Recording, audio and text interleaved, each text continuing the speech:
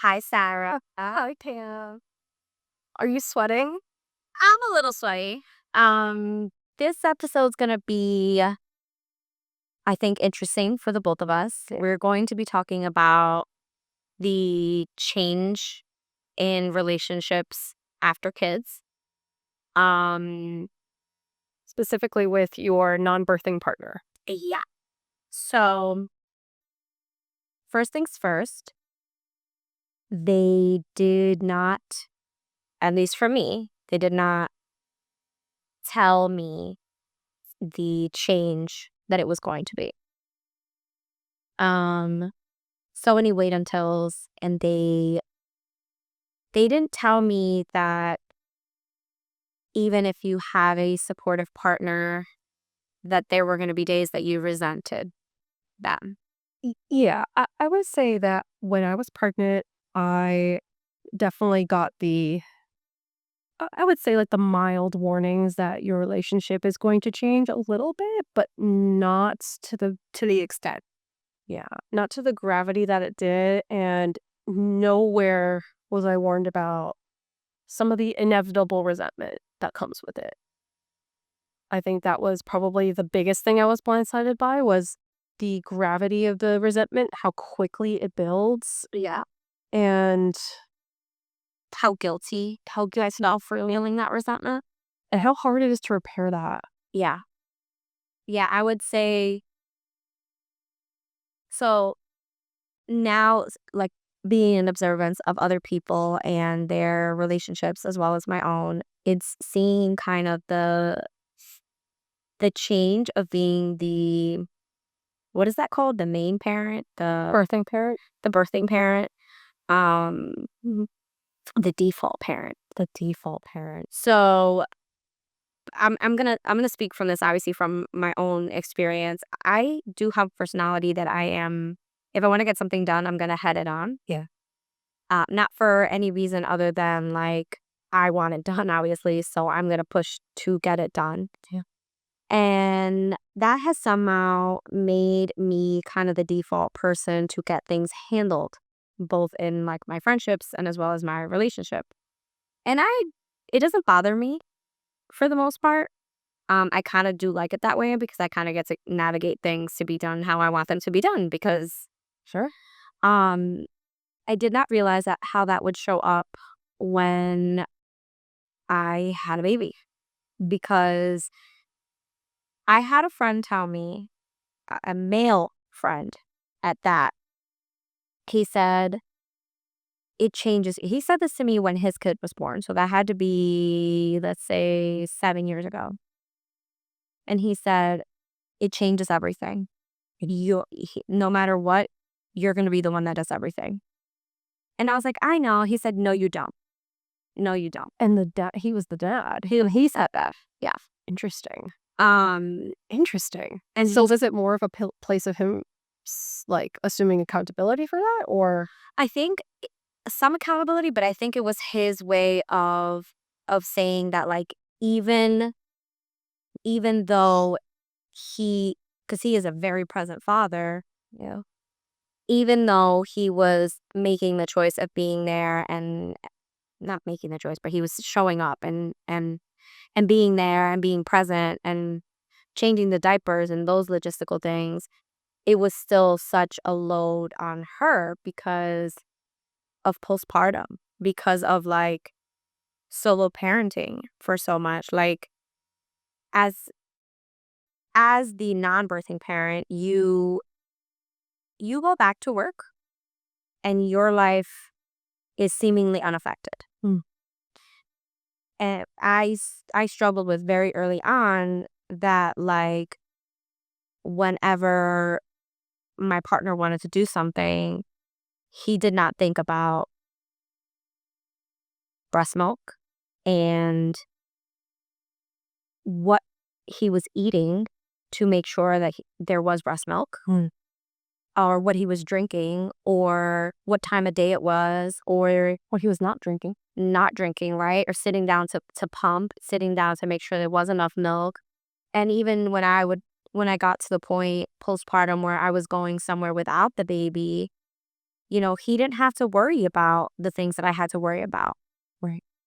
Because even though I was leaving, let's say by myself, I needed to worry to make sure there was enough milk. I needed to bring my pump. I had like an extra bag everywhere that I went for so long.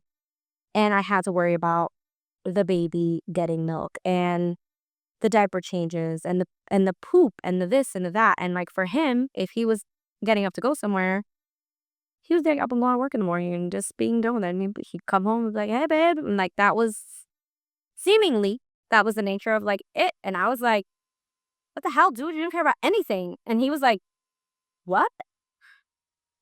So I didn't realize how quickly that would happen once the baby was born. Mhm. And I mean, I know that you feel the same about your partner, but my husband is ever present Yes. with our kid. He's like, Yes. he's having a tantrum. Great, I'll take him. Like I'll do bedtime. I'll wake him up. I'll do nap time. Like Mhm. there is no, there's really no balance of like how he shows up as a parent.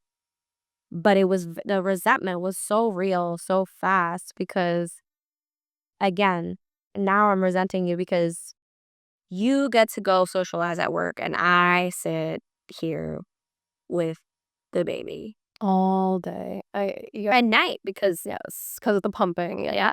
You ever hear of that, I think there was, like, a story about a mom who was solo parenting and she went through 17 diapers in a day, and she was just like a husband came home or something like that, like, I don't really remember what it was exactly, but someone comes home and she's just, like, on the floor with 17 dirty diapers and a crying baby, and it's just like she feels like such a failure, but it's like, "No, sweetie, if they had 17 dirty diapers, that means that they're well fed and they're clean eating it or whatever, and we have a mom feels like a failure, yeah, even though the baby is so well taken care of, yeah. So I think there's a lot of that in the early days, but the resentment is very real. It's very real and painful, and it does creep up on you so fast. Um My experience is not too much different than yours in the beginning, I was also pumping, breastfeeding. I had an oversupply that I needed to manage, so my pumping looked like, feeding the baby, then pumping after. And then the baby's hungry again, so feeding her and pumping her. So it was like a revolving, like I had maybe like 30 minutes to myself to be like, Yeah. and then the baby starts to cry, So it was just like, as the, first of all, the birthing parent who had a traumatic birth and birth injuries, Yeah. I was healing. But I was also the sole provider of food for this baby, and Very yeah, and it was round clock, and my husband could do pretty much nothing. useless nipples. Useless nipples, Husband, if you're listening to this, useless. useless nipple, even if, even if you're in a, two-woman relationship, like, they also have useless nipples. Yes, they don't. Yeah, still useless. Sorry. They don't have milk. So it was just like that part of it is like, well, I have to be up with the baby every night. I have to do it. And if you wanted to, you could just sleep through the whole night if you want. Yeah, you'd be fine. Must be nice, Yeah. And I mean, yeah, there's that piece of the resentment that started it all, and then Yeah. as the sleep deprivation continues and it gets even more severe and you feel like you'll never escape out of this season of life and you just want this is going to be your life forever, you kind of dramatize everything that's going on. Yeah. And then any little thing that they do, you start to resent.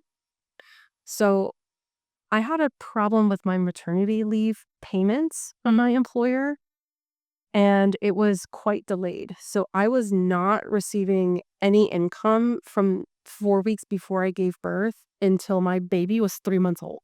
Oh, Yeah. So there was some issue. It ended up being a clerical issue from my doctor. Double and triple check your paperwork, ladies. legit. Please do. So my husband felt the need to return to work a lot sooner than I anticipated. Mm. He luckily had a second job that, was kind of like a revolving door of like, hey, whenever you have some free time, you want to come in and help us, like, well, we'll be happy to have you. Mm-hmm. So he felt that it was important that he go in to work really soon after I had the baby. And I had a very hard recovery. I had a very hard time breastfeeding early on with the oversupply and a lot of mastitis and a lot of illness and all of that. And one day he was like, "Listen, I don't like where our bank account's sitting right now. I'm going back to work. It is what it is." And I just wasn't ready for it. Yeah. And I think that moment was when I kinda lost it. And that's when I started feeling, the gravity of my postpartum depression, OCD, anxiety, all of that, of course, but I think that's when the resentment really took off for me, was that moment that he felt like, providing for the family, which is important, Of yes. course. It's so important, but in my mind at the time, I'm like, "Hey, listen, man, money time comes and goes. We've got savings, like, we're gonna be okay. Like, I need you here right now. Yeah. Like, I need you here right now." Mhm. And he felt that he needed to provide, and he did, and I'm glad he did, but I think that, really opened a can of worms for me, and then just when the hormones just are hormoning, they be normal, and like, all the little things just start feeling like huge things. Mhm. So, you were saying that, and I was thinking about my husband went back to work after 2 weeks. Ugh. I can't. So, he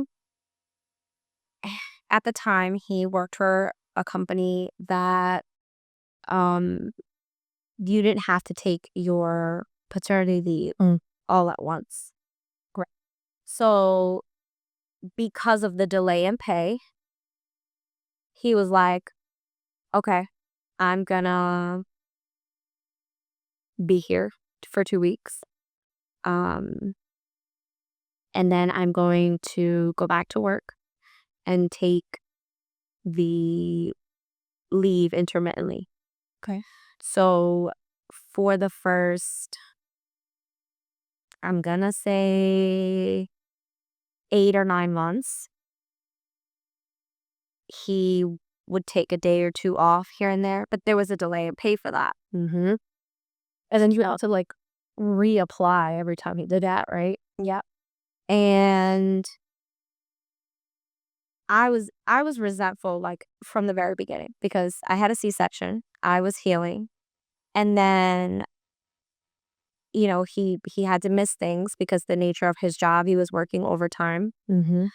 This is probably the part that really made me resentful, and I was resentful for everything with everyone, I think, at that point because people were like, "Oh, well, like, he's working, you're doing it by yourself," and, like, everyone knew that, and then, like, it felt like I saw no one, or if I did see anyone, they were coming to see the baby, they were not coming to, like, to be with me, to be there for me, so I was resentful on all grounds. I was like, "I'm not considered, like, I am the forgotten person here. I do not exist," and people would make the joke, like, "I'm not here to see you, I'm here to see the baby," and I'd be like, And it's not a joke, they're for real. "No, they're for real." They're for real. And that is probably one of the most hurtful things that I heard in that time because it was like everyone got to laugh about it, and I'd sit there like, "And let me help you, let me hold your baby." That baby's alive because of me, Mhm. and it was even to the point where, like, so, at the time, my husband had a commute for work, so he had to his regular time to work was 7 to 3:30, but there were times because of the nature of his job that he was working 16-hour days.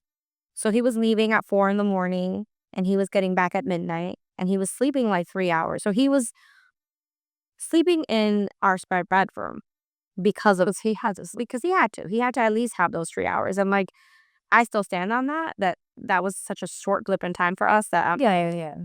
I hated it at the time, and I'm still like, I probably will never do that again, but nonetheless, I was like, "Whatever," like, it was happening. Your nips are useless anyway, so, like, say whatever you want, get your rest, honey. Right. But I didn't have his undivided companionship Yeah. at that point because if he wasn't working, he was home sleeping to go back to work, Right. and I hated it because I'm like, "Well, I'm supposed to do all of this and take care of the house," and let's not forget, I had moved, so there were boxes to unpack. I didn't know where half of things were. I couldn't lift things because I had a C-section. Mhm. I couldn't lift things. I couldn't do anything unless he was home or someone else was home. I couldn't do anything. And he was like complaining to me about the drive. And that threw me over the hormonal line. I was like, The drive. the drive?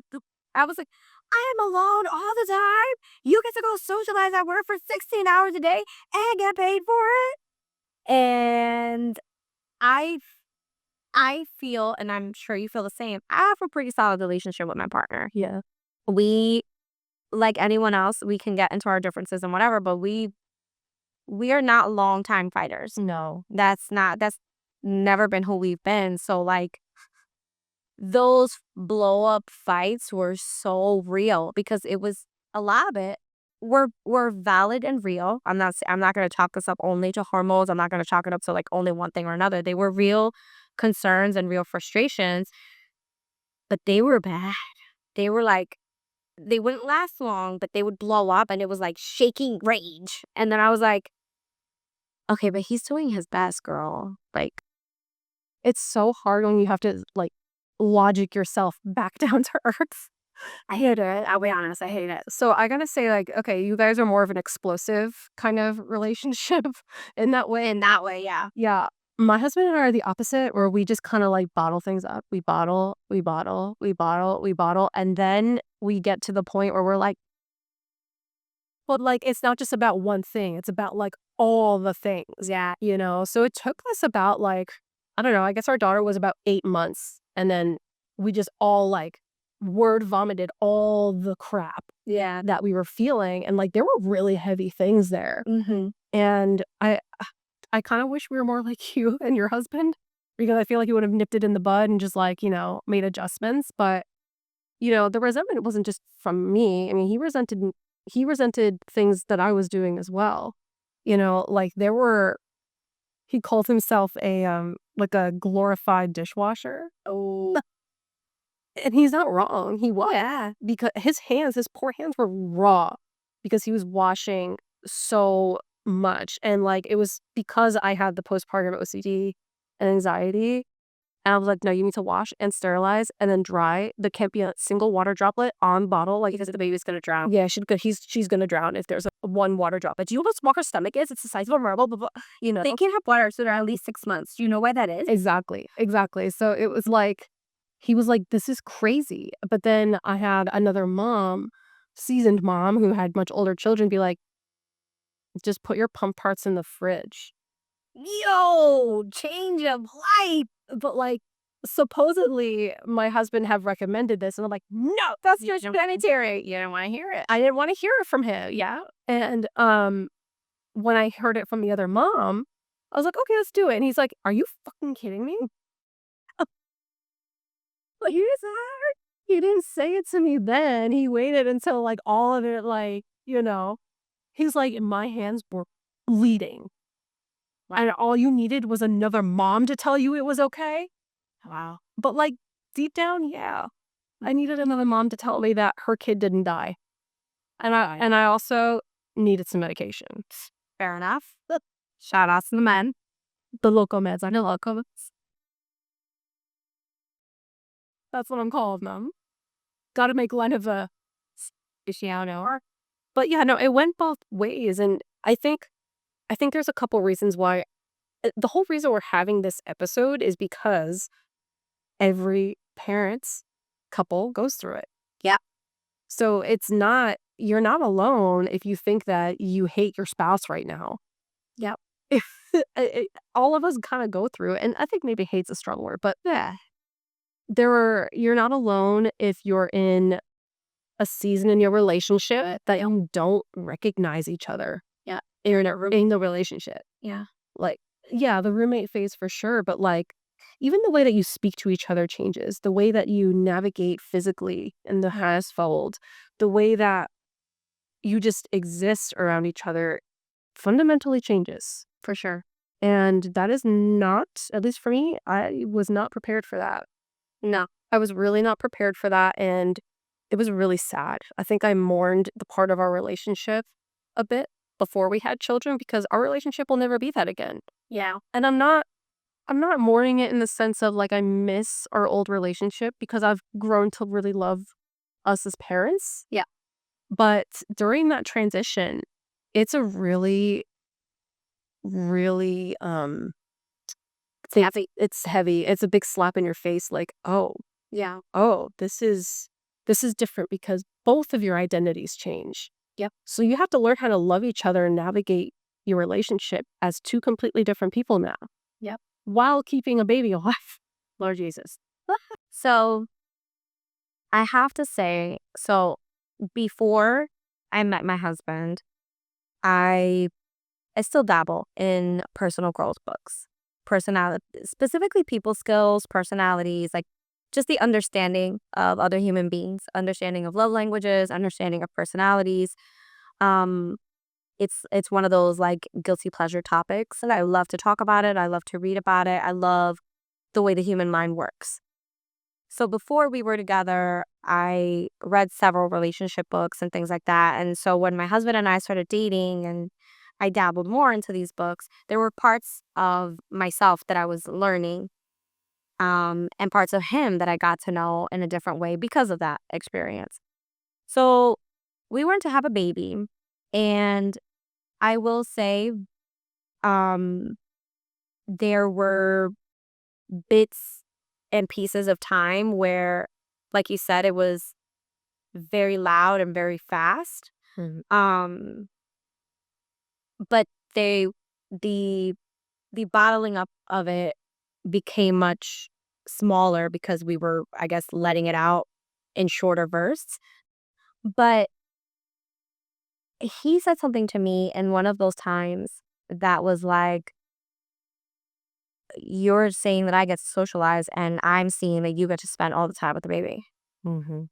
It's a perspective thing. And when he said that to me, I was like, Mhm. "What?" And he was like, "I'm not saying that in a go back to work way. I'm saying one of us right now spends all the time with the baby and the other one doesn't." And my eyes are even watery right now because I remember being like, "Oh my God, I didn't even think of that.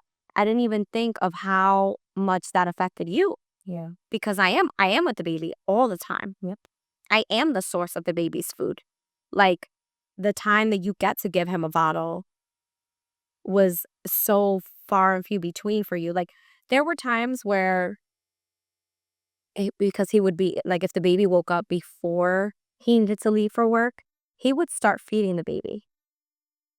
And I would wake up like like, oh my God, what's going on? Because he's like, well, I wanted to feed him right now so that you could sleep a few minutes before I leave to work. And it was like, it was in those little times now looking back that I'm like, oh my God, he was just grappling to like have because I was the one sleeping in the room with the baby. The baby was asleep by the time he got home. I wasn't up in the middle of the night. Like all of those things, he was giving me the hint of it in there, but I was so in the throes of my own Yeah. kind of thing that Yeah. I didn't realize it. And somewhere in my postpartum scroll, the 3 a.m., the baby went back to sleep, and now I'm sitting here pumping and I need something to do for 20 minutes. Other than buy everything and anything on Amazon? Yeah. Other than that, Yeah. I read like it was one of those posts where it was like, if you are in the thick of the newborn stage right now and your relationship has just changed, um, don't get a divorce in the first 2 years. It was like, you're gonna fight, you're gonna this, you're gonna that. Don't make any permanent decisions Yeah. on that right now. And that was probably one of the best things that I could have seen No, it truly. because I don't think we ever entered the realm of divorce. No, yeah, yeah. But Sometimes where we were at it. yeah, sometimes it's like, "Who are you?" Like, You scammed me. I don't know you at all. I got catfished. What the hell? Yeah. Yeah, because you're just your identities are so it just happens so fast. You go from being pregnant where they're like helpful and they're there for you and helping you up and down the stairs in and out of the car. Then the baby's here and you're sleep deprived and all of a sudden you can hear him breathe. yeah, He's sleeping. like, he's snoring, I'm like, In the other room, I'd be like, mother. It's like, must be nice to be so asleep. Must be nice to socialize for 16 hours other adults. One of the things that my husband said to me that, you were talking about, something that really hit home and, like, was making you a little teary-eyed. He said, I don't remember being able to hold the baby when she was that small that much. He's like, "You were always holding her because you were always feeding her, and you were so anxious to put her down. It's like, I'd never held her." He's like, "I can probably count how many times, like, I actually had a skin-to-skin time or, like, held my baby." And that made me, like, just die on the inside, and it's like and I know it sounds like, "Oh, well, how could you, like, put that on your wife who was going through postpartum depression and stuff?" But it wasn't about that. It was about, like his point was he felt like he missed such a fleeting time with her Yeah. because I was so responsible for her care. Yeah. Um, and she had a lot of feeding issues, so there was, a very great need for me to be physically feeding her Yeah. at all times. Like, the cluster feeding didn't stop for her until she was, like, 3 months old. Like, like, it was hard, So, like, I feel so badly because eh, I just that's all I feel bad. I don't have words Yeah. because I'm just like, he felt like he missed out on holding his newborn. Like, I don't know how I would feel if I had that same experience. Yeah. I mean, it's hard. Um, if you're listening to this and you're pregnant or you're even yourself in the throes of it, I think one suggestion I can say is communicate, Yeah. over communicate Mhm. with your partner in the postpartum time because Yeah. it it gives you that perspective early on, I think. And also like I'm not going to say it's on you as a non-birthing parent, but the 80/20 of it is since the 80/20 is on the birthing parent of the initial care for the baby and, postpartum trauma and stuff like that. In a relationship, it's kind of like we have to over communicate because this is the only time that we can outside of the baby. Well, yeah, it's not only that, but I think the over communication needs to I think yes, over communicate in the sense of, like, if you have to repeat your point in different variations, do it because also remember in the early days, you are so sleep deprived that you might be receiving communication from your partner and not perceiving it the way that they intend. Yeah. I would also challenge you to ask questions, clarify questions like, "Do you mean sanitize and wash and sanitize again? Did you actually mean that?" Or Yeah. Yeah, no. because yeah, there's just so many layers to the exhaustion, the overstimulation, the especially if you're a first-time parent, like, just the not knowing of what to do if the baby's crying nonstop and you've done everything. I think there needs to be open communication and seeking to understand and all of that, Yeah. over and over and over again, and that's, um, very tedious when you're in such a sensitive and fragile state, Yeah. but I think it will save you a lot of resentment Yeah. moving forward. And I also think, and this one could, I guess, be, I'm not going to say controversial, but it may not be something that you agree with. But if you treat the baby like an intruder Mm. as opposed to you fighting each other, Mhm. it, it really just, it doesn't really change some feelings, but it refocuses like Yeah. we're on the same team. We're on the same team here. So we're not like the baby's the intruder. Yeah, it's like, "Oh, the audacity of the baby to blow out right now, like, can you believe this?" Why is he even like, I mean, all I'm doing everything I can. He's just still crying. Like what? Like, as if this tit wasn't enough, "Here, let me try your useless ones. Literally. Maybe he likes the feeling of your skin better than mine, bro." But you know what? Like just those little those little bits of that humor of finding that is like, because you are on the same team. You are. You and your partner are on the same team. Your goals are the same. Your goals are keep this kid alive, keep your marriage alive or your partnership alive.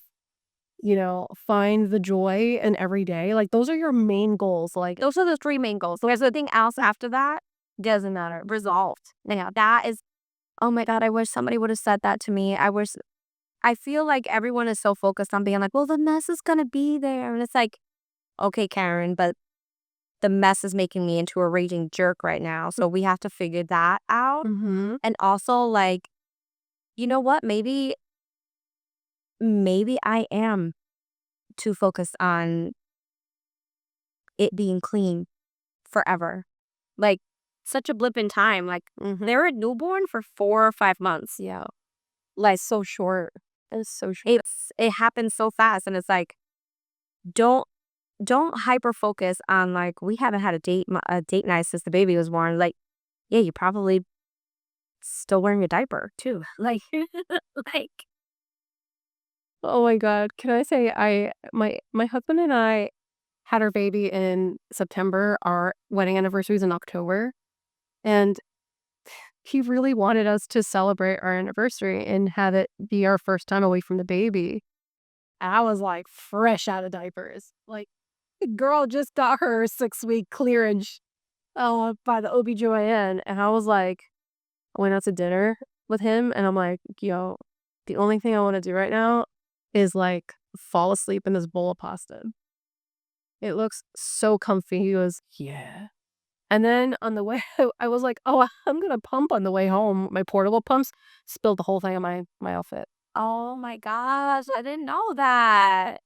Yeah. You know what? Like, really, like, thinking about it that way. First of all, what is that, like a month and a half?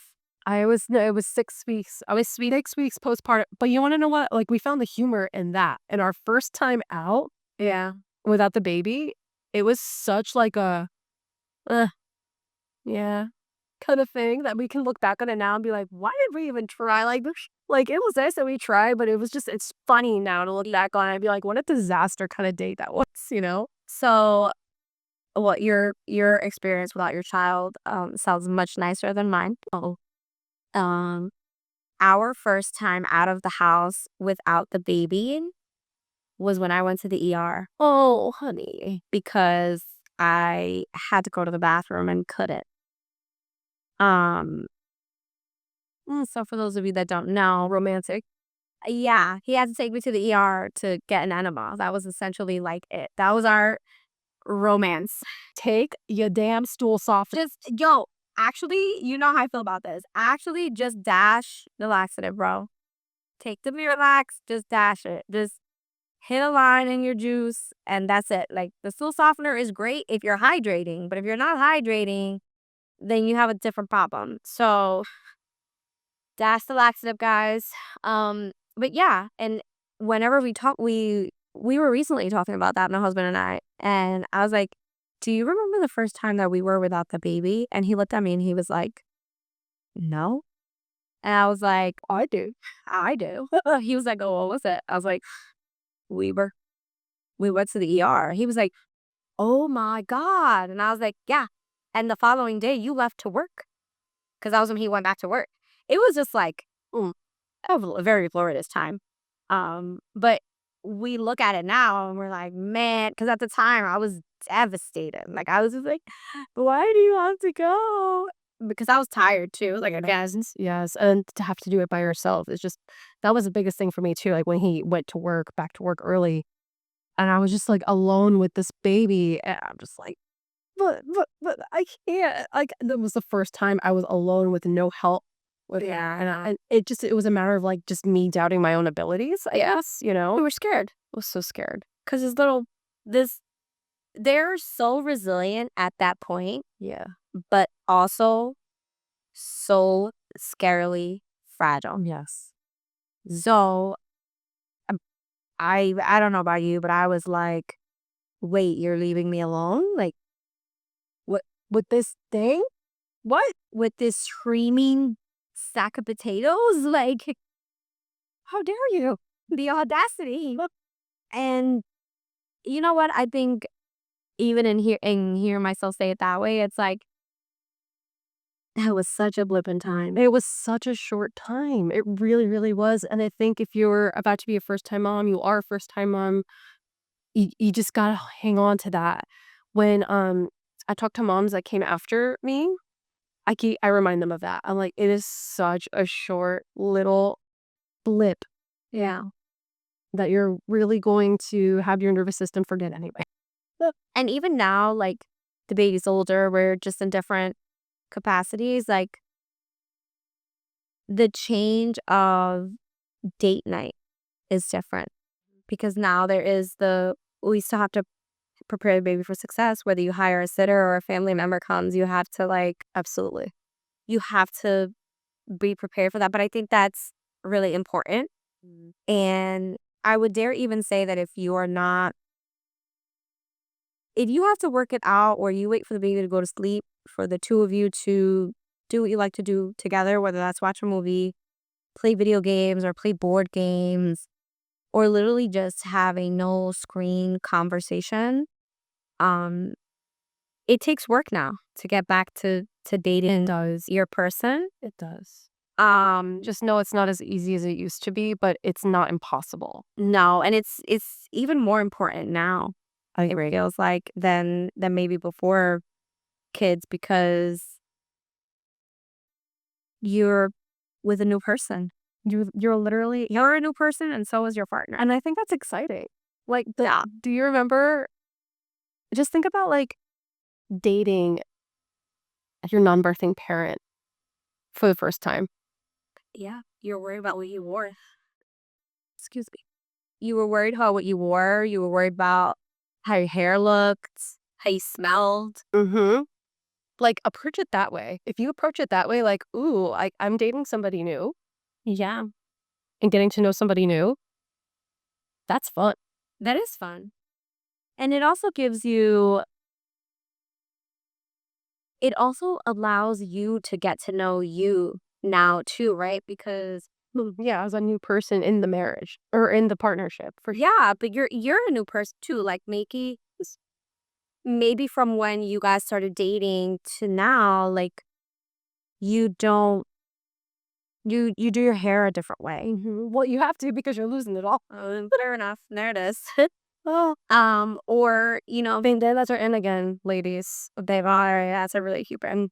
Thank you. It's perfect for postpartum girl boss. You and realize you were getting fashion advice today. Excuse me. So, You're good. But now you're also figuring out that you smell different with different oh, things, right? woo, Because the deodorant is a different type of level when you're worried about how you're going to sweat through that or how that's going to, you're relearning your whole body chemistry. you're all learning to date. You also, excuse me. You also have a new body to dress. Yeah, I'm so sorry. I'm good. you're good. I'm good. You're good. But you have a new body to dress, and that's fun to go out too. Yeah.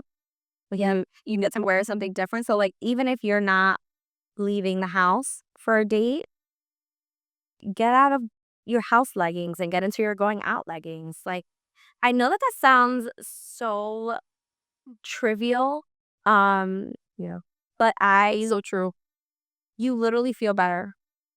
You just change your clothes and like talk to your partner, and you're like, oh my God, I so like you. Brush your hair. You look good, feel good. Yeah, that's really the thing. Both of you. Yeah, not just the birthing parent, the non-birthing parent. You know, if you have facial hair, like put the oil on your beard or do the thing to your hair, get a little haircut. Like, I know that this sounds so like minuscule, and you guys are probably like, guys, how does that? Because you're a different person now. You're a different person, but I think like I wish I had taken that approach when I first became a parent with my husband because if I approached it like, "Hey, I'm dating a new person. This is so fun and exciting," rather than, "I don't know who the hell this person is anymore." Yeah. I think that perspective would have changed a lot, and I think it would have minimized some of the resentment I had. Yep. And I think if I were to do it again, That's the way we approach it, Yeah. for sure. But I also want to talk about the feeling when you see your partner become a parent for the first time. Because I don't think anyone really prepares you for that moment either. You know what? Um, I knew my partner was gonna be a good dad. I vaguely remember my son being born. Mm, That is part of my, mm, postpartum trauma yeah. because I was, like, just so high on the drugs. But I remember the first time we heard him cry, and I remember my husband being like, "Oh my god, do you hear our boy?" And he starts sobbing in the OR, and I was so high, the drugs were so real, but I remember him being like, "Do you hear our boy?" And he started crying, and I was just like, "I can't move right now, but I hear." And I was so like, "Oh my god, he's crying. Oh my god, he is just as affected as I am." Yeah. Yeah. And then I don't remember being brought back into the room, I just remember, like, waking up, and I remember him going to do skin to skin with the baby, and I remember whipping my phone out from wherever it was and being like, "Hey, to take a picture, you look so cute." And they didn't prepare me for that. They didn't tell me that I would've been 24 hours on magnesium to make sure that I didn't die postpartum, and then I would be looking at him like, "Yo, I could give you another one right now." 14 of 'em. 14 of them right now. I remember the moment, so they had to take my daughter away at first because she was born with a fever. Okay. And, when they brought her back to us in the middle of the night, I was in a bad way. So I was not able to hold her right away, but my husband did. And I don't think I've ever seen him smile the way that he smiled. And it's just a memory that, like, isn't here forever. Yeah. It just mm, Oh my god. It is mm, the sweetest, the sweetest memory because so many wait untils and not a single person yeah. said to me, "Wait until you see him hold the baby for the first time." I just wanna, like, I want everyone to remember that moment when you're in the moments of, like, "I can't do this anymore." You know, because 'cause you're gonna have those moments too, and it's like, I'm getting so emotional over it Yeah. because I'm just like, there are so many good pieces to the person you chose to have this baby with that you cannot let yourself forget, and it's just so easy to forget that. Yeah, sleep real is real. Yeah.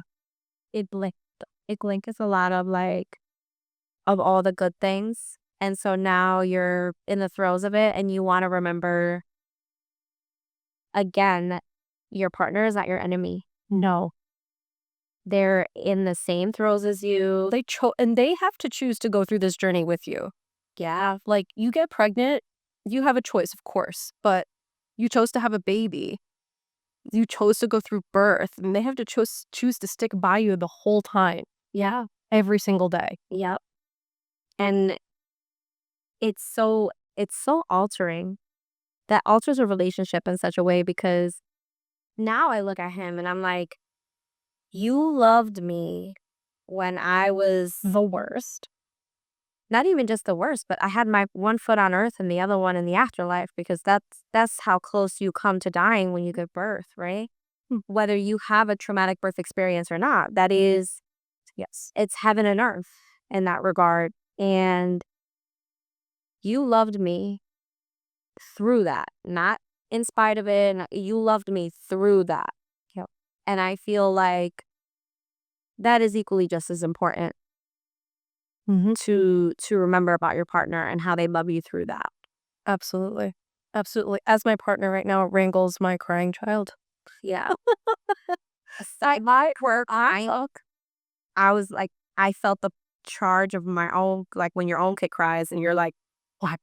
Well, yeah, you're like, well, I hear that. But he's handling that so that I can do something I'm passionate about. Like, Damn. Yeah. So if I guess that pretty much sums up the episode, that if you are right now in the throes of it in your relationship, whether you have older kids or you guys are like ships in the night that you're just passing each other, number one, make the time for one another because those kids exist because of you. Mm. And number two, remember who this new person is. Just like you're new as the birthing parent, so is your partner. They have a new identity. They're a new person. All those things are so new, and we hope that you remember that. Mhm. Grace. Give each other grace. Yeah, That's so important. definitely give each other grace. And we'll talk to you guys next episode. Bye. Bye.